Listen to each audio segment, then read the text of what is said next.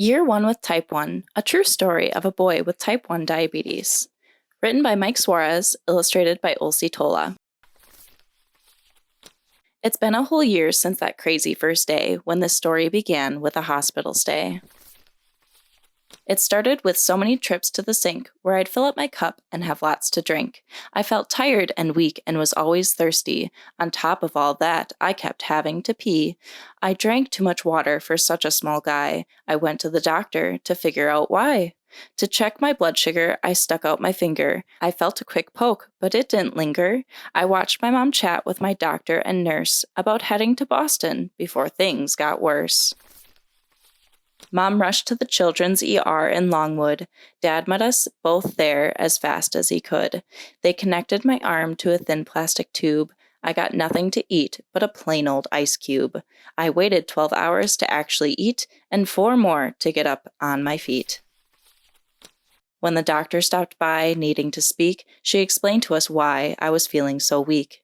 The level of sugar that blood stays within is controlled by a hormone that's called insulin.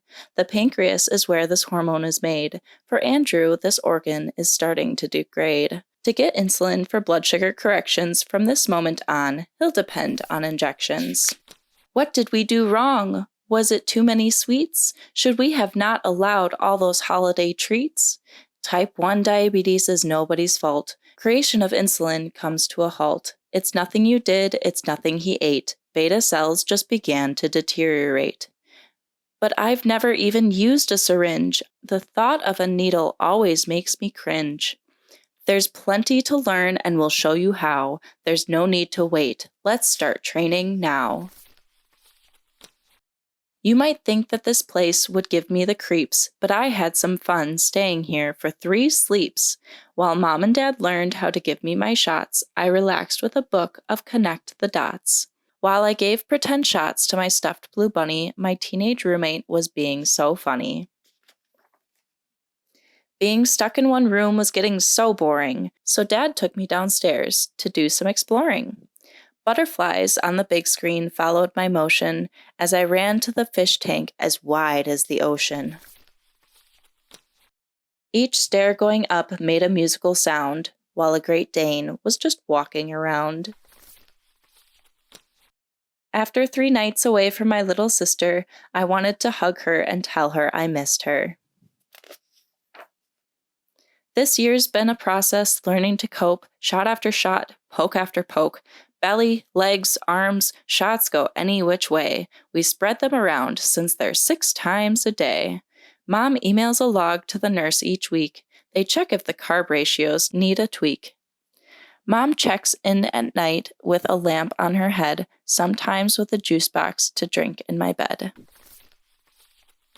At school, I bring lunch. While it's not too fancy, when I'm done, I have fun with my friend Nurse Nancy.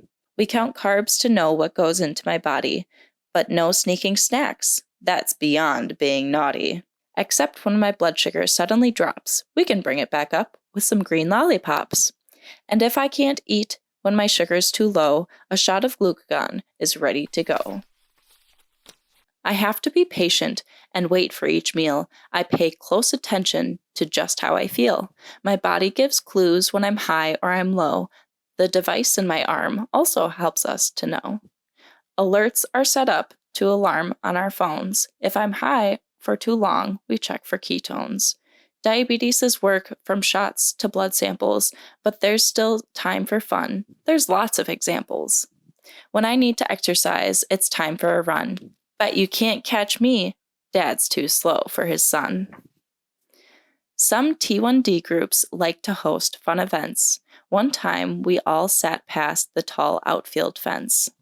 At another event, my teddy was sick. I learned to treat him at the teddy bear clinic. To help me become an athletic force, my favorite event had an obstacle course. I swung high on a rope just like a real ninja. Bet you thought I would fall. Be honest now, didn't you? I can play with my friends and compete in all sports. I can take insulin and eat food of all sorts. When I'm ready for bed at the end of each day, I always feel safe and my parents will say, "Son, it's so brave how you handle the pain. You take all these shots and you hardly complain. The two of us wished there was more we could do. We'd take 50 shots each to spare your next two. It's hard to believe a whole year has gone by. Everyone says I'm brave. Now here's my reply. Andrew means warrior, which I try to be. Type 1 diabetes does not define me. This past year has taught me to take things in stride, to do what's required while enjoying the ride.